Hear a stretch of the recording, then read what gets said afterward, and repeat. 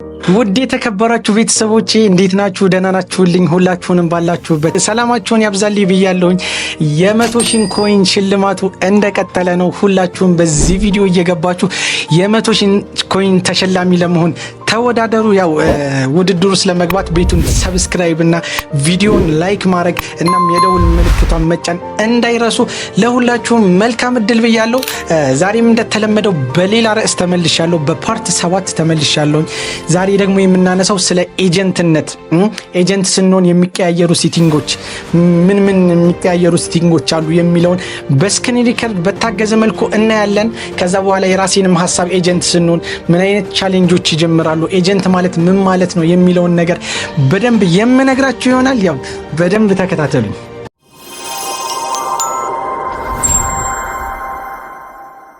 ያው የዛሬ ርዕሳችን የሚሆነው ኤጀንት ማለት ምን ማለት ነው የሚለው ነገር ነው እና ኤጀንት ስንሆን የሚቀያየሩ ሴቲንጎችን እነሱን ነው የምንመለከተው ማለት ነው ዛሬ። ያው ባጭሩ ኤጀንት ማለት አስተማሪ ማለት ነው። አስተማሪ ማለት ወይም ኃላፊነት መውሰድ ማለት መቻል ነው። ስለዚህ ኤጀንት ስንሆን የስኬታችን መጀመሪያ ብለን የምንጀምረው ኤጀንት ስንሆን ነው። ሆስቱንን ሌቭላችን ማሳደግ፣ ስለ ፕላትፎርም ማወቅ፣ እነዚህ ቻሌንጆች አይደሉም። ብሎ ቻሌንጁ ለራሱ የሚጀምረው ኤጀንት ስንሆን ነው። ስለዚህ ኤጀንት ከሆንም በኋላ ብዙ ቻሌንጆች ያጋጥሙናል። ከዛ በኋላ የኤጀንት ሌቭል ደረጃዎች አሉ። እያንዳንዱ የኤጀንት ሌቭል ደረጃዎችን የምንመለከት ይሆናል። እንዴት ሆስቶችን ማምጣት እንችላለን፣ እንዴት ልጆቻችንን ማስተማር አለብን የሚል ርዕስ ለራሱ ከዚህ በኋላ ይዤላችሁ እመጣለሁ። ምክንያቱም ብሎ የሚጀምረው ኤጀንት ሆነን ስንሰራ ስለሆነ። ስለዚህ አሁን እስኪ ስክሪን ሪከርድ ያረኩላችሁ ቪዲዮ አለ፣ የተቀያየሩ ሴቲንጎችን እስኪ እነሱን ተመልክተን እንምጣ። አሁን አንድ ሰው እዚህ ጋር ኤጀንሲ ከሆነ በኋላ የሚቀያየሩ ሴቲንጎች አሉ። እንደምናያቸው እነዚህ እንዳለ የተቀያየሩ ናቸው። ጀስት አዲስ ኤጀንሲ ከሆነ በኋላ እነዚህ የምናገኛቸው ይሆናል። ያው ከኤጀንት አድ፣ ሆስት፣ ኮይን ትሬድ፣ ኦፊሻል ሰርቪስ፣ ዳይመንድ ኤጀንት እና ሆስት የሚል አለ። እያንዳንዳቸውን እስኪ ገብተን የምናይ ይሆናል። ከኤጀንት ስንጀምር ኤጀንት ውስጥ ገብተን የምናገኘው ፍሮንት ፔጃችን በዚህ አይነት ሁኔታ ይሆንና ከላይ እንጀምር። አሁን ኤጀንት ውስጥ ከገባን በኋላ መጀመሪያ ላይ የምናገኘው ነገር ቢኖር መጀመሪያ ከላይ ስንጀምር ስማችንን እናገኛለን። ከዛ በኋላ ከታች ምን አለ ሌቭላችን ያሳየናል። የኤጀንት ሌቭል ነው እሱ። ወደ ውስጥ ስንገባ ዲቴል ማሳያችሁ ይሆናል ማለት ነው። ከዛ በኋላ በጎን ምን አለ መሰላችሁ የኤጀንታችን ያው ፐርሰንቴጅ ኮሚሽን ፐርሰንቴጅ የምናገኝ ይሆናል። እሺ ወደ ውስጥ ገብተን ዲቴል የምናየው ይሆናል። እሱን ነክተን ስንገባ ምንድነው የምናየው እዚህ ጋር ከላይ ስንጀምር በመጀመሪያ አንድ ሰው ኤጀንሲ ከሆነ በኋላ የራሱ የኮሚሽን ሌቭል አለው፣ የኤጀንት ሌቭል አለና ከላይ ስንጀምር በ30 ቀን ውስጥ አንድ ኤጀንት ስንት ፖይንት ትራንዛክሽን እንዳንቀሳቀሰ ያክል ወይም ስንት ፖይንት ኮሚሽን እንዳንቀሳቀሰ ከስሮች ካሉ ልጆች የሚያሳይ ይሆናል። እዚህ ጋር እንደምታዩት 20 ሚሊዮን ፖይንት የሚሆን ያክል ተንቀሳቅሷል ማለት ነው በ30 ቀን ውስጥ ማለት ነው።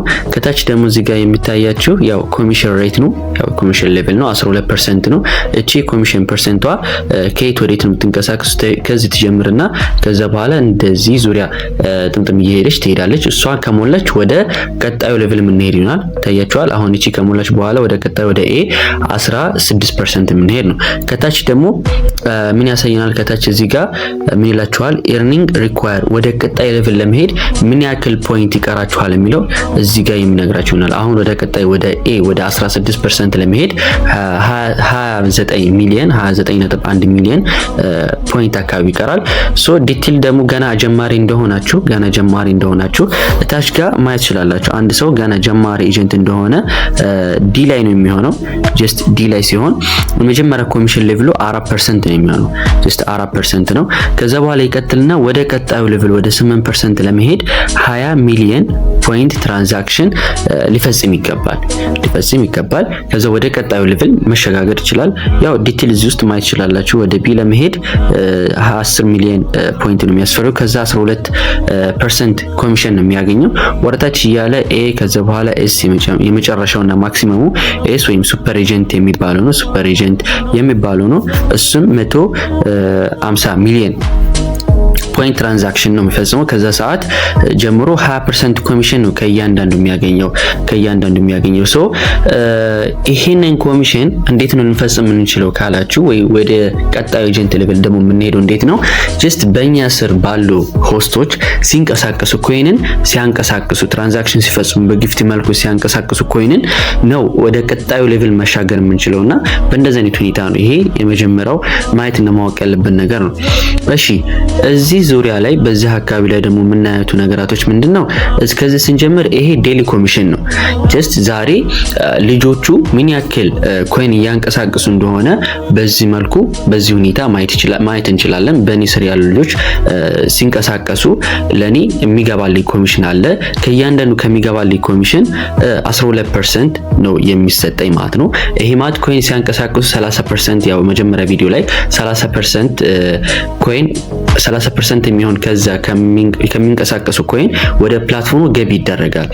ሶ 10%ቷ የመጀመሪያ 10%ቱ ቋሚ ለፕላትፎርሙ ገቢ ይደረጋል። የቀረችው 20%ቷ ግን 20%ቷ ለኤጀንቶች ይበተናሉ ማለት ነው። ሶ ከዛቺ 20%ቱ ሲቀነስ 12% የሚሆን ለኔ እየገባ ነው። ከዛ በኋላ የቀረው ደግሞ ወደ ላይ እየተከፋፈለ የሚሄድ ይሆናል። ከኔ በታች ያሉ ልጆች ካሉ ለምሳሌ የልጅ ሊኖር ይችላል ኤጀንት የሆነ 4% 8% የሚኖሩ ልጆች አሉ። ሶ ከዚች ከ20% እየተቆራረጠ ወደ ላይ ይሄዳል ማለት ነው። ሶ ደስ የሚለው እዚህ ጋር የኤጀንት ስራ ምንድነው የሚሆነው? ጀስት የቼን ስራ ነው ሲባል አንድ ሰው ከላይ ኤጀንት ከሆነ ከዛ በኋላ የራሱን ፒራሚድ እየሰራ ይሄዳል። የራሱን ፒራሚድ እያሰፋ ይሄዳል ማለት ነው። ከዛ አንዱ ፒራሚድ እንደዚሁ ራሱን ድጋሚ እያሰፋ ይሄዳል። ድጋሚ እየተስፋፋ ሲሄድ ዞሮ እያንዳንዳቸው ሲንቀሳቀሱ ትራንዛክሽን ሲፈጽሙ ሁሉም ከዚህ ከአንዱ ቦታ ወደ ላይ ይሄዳል፣ ከአንዱ ቦታ ወደ ላይ ይሄዳል፣ ከአንዱ ቦታ እንደዚሁ ፊልተር እየተደረገ ነው የሚሄደውና ፒራሚዳችሁን ባሰፋችሁ ቁጥር ነው እናንተ በደንብ አድርጋችሁ ስራ ልትሰሩበት የምችለው ማለት ነው። ሶህን ይመስላል ከላይ በኩል ያለውን። ከታች ደግሞ ስንመጣ አድ ሆስት የሚል አለ። እዚች ጋር አድ ሆስት፣ ኢንቫይት ኤጀንት፣ ኮይን ትሬድ፣ ራንክ እና ሪዋርድ የሚል አለ። እሱን ስናይ ምንድነው ከአድ ሆስት ስንጀምር አንድ አዲስ የሆነ ሆስት ወይም አዲስ የሆነ ኤጀንት ላይ ልጅ ሲገባ አንድ አዲስ የሆነ ልጅ ፕላትፎርም ላይ ሲቀላቀል ምንድነው የሚያገኘው? ማይ ኤጀንሲ ውስጥ ሲገባ ሁለት ሜቶዶች አሉ። ሜቶድ 1 እና ሜቶድ 2። ሜቶድ 1 ላይ ጀስት የኛን አይዲ ሰተነው እዛ ማይ ኤጀንሲ ገብቶ የኛን አይዲ ሲሞላ ከዛ በኋላ ፕሊስ ኢንተር ኤጀንት አይዲ የሚለውን ከነካ በኋላ ኮንፈርም ስለው ያው ኮንግራ ሚል ፔጅ ይመጣለታል፣ በእኛ ስር ይመዘገባል። ሜቶድ 2 ላይ ግን ሁለተኛው አማራጭ ግን ምንድነው? እኛ የሱን አይዲ እዚህ ጋር እናስገባና ከዛ ኮድ አለ። ማንኛውም ሆስት ማንኛውም አዲስ የገባ ዩዘር ማይ ኤጀንሲ ውስጥ ሲገባ የራሱን ኮድ የሚያገኝበት አለ፣ የሆስት ኮድ። ይሄንን እሱን ከሰጠንና ካስገባን በኋላ ሴንድ ኢንቪቴሽን ስንለው ያው ቀጥ ብሎ ያ ሆስት በእኛ ስር ይገባል። ያው ይሄ ቀላል መንገድ ነው፣ ግን የበለጠ ቀላሉ መንገድ የሚሆነው ምንድነው? እሱ የኛን አይዲ ይዞ ሲያስገባ እዛ ላይ ሲሞላና ኮንፈርም ሲለው ያ የበለጠ ቀላሉ ሜተድ እሱ ነው የሚሆነው ማለት ነው። እቺ ኢንቫይት ኤጀንት የምትለው እሷ እንዴት ነው አንድ ሆስት የሆነ ልጅ ወደ ኤጀንሲ እንዴት እንቀይረው የሚለውን እሱ የራሱን የቻለ ቪዲዮ ሰራላችኋለሁ ማለት ነው። ይሄ ማለት በስራችን የሆነ አንድ ልጅ ቢኖር እንዴት ነው ከኛ ስር ወጥቶ ኤጀንሲ የምናደርገው የሚለውን የራሱን ቪዲዮ ሰራላችኋለሁ ማለት ነው በቀጣይ ቪዲዮ ላይ። እሺ ስለ ኮይን ትሬድ ደግሞ ውጭ ላይ የምናየው ይሆናል። እዚህ ጋር ራንክ የምትለው ገብቼ ላሳያችሁ። ራንክ የምትለው እዚህ ጋር ምን መሰላችሁ የምታገኙት ጀስት የኤጀንት የሆኑ ልጆችን በእነሱ ስር የያዙት የልጆች ብዛት ነው የሚያሳያችሁ። በእነሱ ስር የያዙትን የልጆች ብዛት የተያዘበት ነው። አሁን ለምሳሌ አሉ ከአንደኛ እስከ 20 ድረስ የተያዙ ልጆች አሉ። ምን ያክል የልጆች ብዛት እንዳላቸው እዚህ ጋር ማየት የምንችል ይሆናል ማለት ነው። ይሄ ይመስላል ስለ ራንክ ስናወራ። ሪዋርድ ደግሞ እዚህ ጋር እንድታቁ የሚፈልጉ ነገር ምንድነው? ሪዋርድ ላይ ስመጣ አንድ አዲስ የሆነ ኤጀንት ሲገባ በተወሰነ ታይም ያው የራሱ ታይም አለው ያኔ ስለቆየ እዚህ ጋር አያሳይም ብቻ በተወሰነ ታይም ሊሚት አለውና እስከ 19000 ፖይንት ድረስ እንደመጀመሪያ ያገኛል ባስገባቸው ልጆች መጠን ይሄ ማለት እስከ 10 ልጆች እስከ 5 እስከ 10 ልጆች ካስገባ ተጨማሪ 19 ፖይንት ቦነስ ሊሰጣዋል ማለት ነው ጀስት ለአዲስ ለቆዩ ኦር ለአዲስ ለገቡ አዲስ ለገቡ ኤጀንቶች የሚሰጠው ነው ማለት ነው ይሄን ይመስላል ፍሮንት ፔጁ የመጀመሪያ ይሄን ይመስላል አሁን ደግሞ ማኔጅ ላይ ስንገባ ምንድነው የምናገኘው እዚህ ጋር ማወቅና ማየት ያለብን ነገር ሲኖር ያው በዋንነት ማሳያችሁ ነገር በዚህ በኩል ላይና እዚህ ጋር ያሉት ነገራቶች ናቸው ኦኬ ከዚህ ስንጀምር ምንድነው የምናየው መጀመሪያ ላይ ስለ ማይ ሆስት ነው ማይ ሆስት ማለት ባጭሩ በእኛ ስር የተመዘገቡ የልጆች ብዛት የሚያሳየንና ስለ ልጆቻችን ዲቴል ማየት የምንችልበት ቦታ ነው ዲቴል እያንዳንዱን ነገር በስነ ስርዓት ማየት የምንችልበት ቦታ ነው ማይ ሆስት ላይ ስንገባ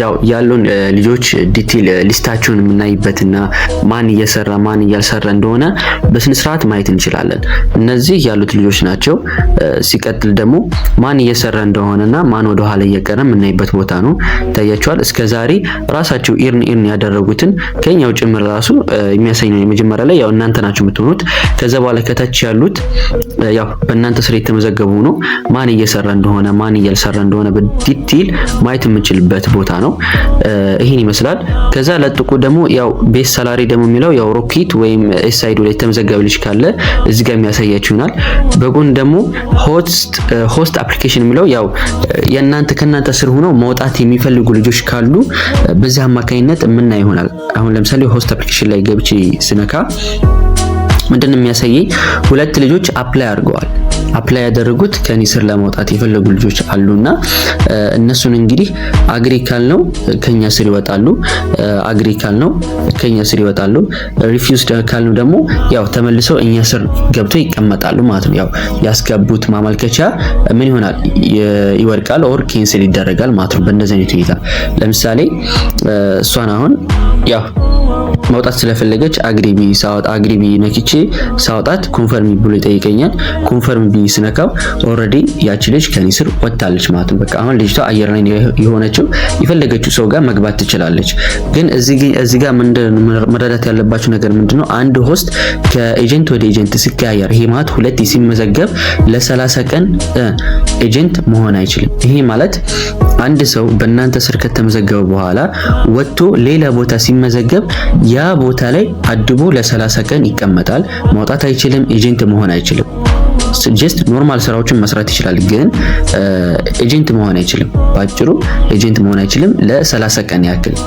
ቀን ያክል እዛ የሚቀመጥ ይሆናል እሺ ተመለስን እና አሁን እዚህ ጋር የምናየው ነገራቶች ቢኖሩ የቀሩ ነገራቶች አሉ ወስን ነገራቶች ናቸው እዚህ ጋር ኢንቫይት ኤጀንት የሚል አለ የመጀመሪያው ነገር ላይ ማይ ኤጀንሲ የሚል አለ ይሄ በእኛ ስር የነበሩ ልጆች ሆነው ወደ ኤጀንሲነት የቀየርናቸው ልጆች ማን ናቸው ብዛታቸው እየሰሩ እንደሆነ ወይስ የኤጀንት ሌቭላቸው የምናይበት አሁን ነክተን ስንገባ ምንድነው የሚያሳየን ጀስት እንደ ማይ ሆስት ማን በእኛ ስር ማን ኤጀንት እንዳደረጋቸውና እየሰሩ ነው ወይ ኤጀንት የሆኑበትን ዲቴል ዴይ እና ሌቭላቸውን ማየት እንችላለን ዲዲ ላይ ነው ከዛ ነምበር ኦፍ ሆስት ምን ያክል ልጅ እንደያዙ ማየት እንችላለን ታይም ኦፍ ባይንድ መቼ ነው እና ሰዓቱስ ጭምርም ይነግራል መቼ ኤጀንት እንደሆኑ ሁሉ ማየት የምንችልበት አይነት ቦታ ነውና ምን ያክል ልጅ እንደያዙ ምን ያክል የተንቀሳቀሱ እንደሆነ የኤጀንት ሌቭላቸው እየጨመረ ነው ሁኔታቸውን የምናይበት አይነት ዲቴል ቦታ ነው ሁለተኛው ደግሞ የምናየው ኢንቫይት ኤጀንት ነው ኢንቫይት ኤጀንት አንድ ሰው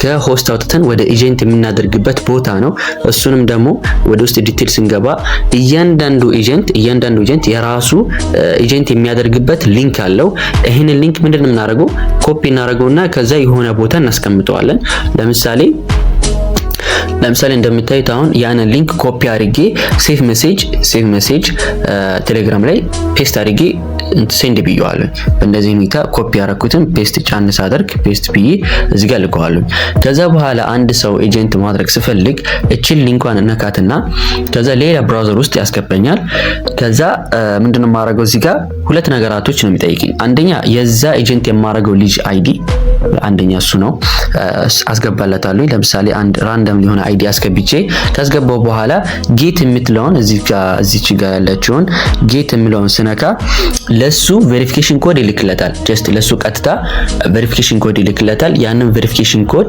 በ60 ሰከንድ ውስጥ ሊነግረኝ ይገባል። በ60 ሰከንድ ውስጥ አሁን እንደዚህ ጌት ቢ ስነካ ይታያችኋል። 60 ሰከንድ ነው የሚቆጥረው። በዚች 60 ሰከንድ ውስጥ ያንን ቬሪፊኬሽን ኮድ የተላከለትን እዚህ ጋር እኔ ሞልቼ ከሞላሁት በኋላ ምንድነው የማደርገው? ሰሚት የሚለውን ስነካ ቀጥ ብዬ ኤጀንት ይሆናል። ግን እዚህ ጋር ማወቅ ያለባችሁ ነገር ምንድነው? አሁን ያው ሮንግ የሆነ ነው ያው እንግዲህ ማላርቆ ራንደም ስለሆነ ነውና መጀመሪያ ማወቅ ያለባችሁ ኤጀንት ስታረጉ ምንድነው መጀመሪያ ያ ልጅ ከሆስትነት ወይም ከናንተ ስር ሊወጣ ይገባል። ወይ እናንተ ሪሙቭ አድርጋችሁት ሊሆን ይችላል፣ ወይ እሱ አፕላይ አድርጎ ከዛ ለእናንተ ማመልከቻ መላክ መቻል አለበት። እናንተ ከዛ በኋላ አግሪ ብላችሁ ሊወጣ ይገባል። ልጁ ከናንተ ስር ከወጣ በኋላ ነው የምትገቡት ወደዚህ ቦታ ገብታችሁት የሱን አይዲ ከላይ ጽፋላችሁ ከዛ ከታች ጌት ብላችሁ ስትልኩለት ለሱ ሜሴጅ ላይ ይገባላታል፣ ኮድ ይገባላታል። ያንን ኮድ ለእናንተ በዚች ባላችሁ 60 ሰከንድ ውስጥ ሲነግራችሁ ሰሚት ስትሉት ኦልሬዲ ኤጀንት አድርጎ ይለቃችኋል ማለት ነው። ይሄ ነው። ግን ያ ልጅ በ60 ሰከንድ ውስጥ ያንን ኮድ ካልነገራችሁ ደጋግማችሁ መላክ ትችላላችሁ። እዚህ ጋር ማወቅ ያለባችሁ ነገር ምንድነው? ደጋግማችሁ መላክ ትችላላችሁ ማለት ነው። ኦኬ ስንቀጥል አሁን ደግሞ ዳታ ላይ እንገባለን። ዳታ ምንድነው? ጀስት ስንነካው እስከዛሬ ያለውን የኛ የኤጀንሲነት የቆየንበትን ሁኔታ ምን ያክል ፖይንት እንዳንቀሳቀስ የምናይበት ዳታ ነው። ጀስት ሲምፕሊ ዳታ ነው። የራሳችን ዳታ የምናይበት ቦታ ነው። ለየት ያለ ነገር የለውም። የሆስቶች ምን ያክል እየተንቀሳቀሱ እንደሆነ የምናይበት አይነት ሁኔታ ነው ላይ ያለው። ኢንካም ምን ያክል እያገኘ እንደሆነ ከየትኛው ነው በጣም እያገኘ እንደሆነ የሚነግረን ቦታ ነው። ይሄን ካየን ቀጣይ ደግሞ ያው ስለ አድ ሆስት ነግሬያችኋለሁ። ያው እነሱ በሜተድ አማካኝነት ነው። አሁን ደግሞ የምናየው ኮይን ትሬድ ነው። ኮይን ትሬድ ምንድነው? ጀስት ምን ልበላችሁ ውስጠኛው ኮይን የምታስቀምጡበት ቦታ ነው። ኮይን ትሬድ ማለት ውስጠኛው የምታስቀምጡበት የኮይን ቦታ ነው። እዚህ ውስጥ ኮይን ትራንስፈር የምታደርጉበት ቦታ ነው። ከአንድ ቦታ ወደ ሌላ ኤጀንሲ፣ ከአንድ ኤጀንሲ ወደ ሌላ ኤጀንሲ፣ ከአንድ ሰው ወደ ሌላ ሰው በአይዲ በኤጀንሲ እና በኤጀንሲ ብቻ ሳይሆን ወደ ዩዘር ወደ ሆስት መላክ የምትችሉበት ቦታ ነው። ሲቀጥል ወደ ራሳችሁ ማውጣት ትችላላችሁ። ይሄ ማለት ኮይን ትሬድ ላይ ከመነሻ 8000 ነው። ከ8000 እና ከዛ በላይ ኮይን ካላችሁ እዚህ ኮይን ትሬድ ላይ ወደ ራሳችሁም ወደ ሰውም ትራንስፈር ማድረግ ትችላላችሁ። ይሄ ማለት ወደ ራሴ ማለት ለምሳሌ 29679241 ይሄ ይሁን የኔ አካውንት ነው። ከላይ የኔን ስም ያመጣልኛል ቱ ብሎ አማር የሚል ያመጣል። ከዛ የምፈልገውን አማውንት ያው መነሻ 8000 ነው ብያችኋለሁ። ከዛ ምን ይላችኋል እዚህ ጋር ኮይን አካውንት እና ኤጀንት አካውንት የሚላል። ኮይን አካውንት ማለት ውጨኛው ኮይን የሚቀመጥበት ወይም በጊፍት መልኩ የምንቀይርበት ውጨኛው አካውንት ነው። ኤጀንት አካውንት ማለት ደግሞ ራሱ ኮይን ትሬድ ማለት ነው። ኤጀንት አካውንት ማለት ራሱ ኮይን ትሬድ። ይሄ ማለት ወደ ሌላ ሰው መላክ ብፈልግ ከዛ በኋላ ኮይን ትሬድ ላይ ኦር ኤጀንት አካውንት ላይ አስገባልኝ ካለ ይሄ ማለት ወደ ኮይን ትሬድ ውስጥ ነው ማስገባት። ከዛ ትራንስፈር ብይነካዋለሁ ኮንፈርም ስለው ወደዛ ኦር ሰው ይገባለታል። ወደ ራሴ ከሆነ ደግሞ ኮይን አካውንት ቢስነካ ወደ ራሴ ይልክልኛል ማለት ነው። እሺ ይሄንን ካየን ሌላ ነገር ደግሞ ምንድነው በጎን ከኮይን ትሬድ ጎን ያለችው ኦፊሻል ሰርቪስ የምትለው ይሄ ገና አዲስ ጀማሪ ለሆነ ኤጀንሲ ጀስት አዲስ ለጀማሪ የሆነ ኤጀንሲ የሚከፈትለት ኦፊሻል ሰርቪስ አለ።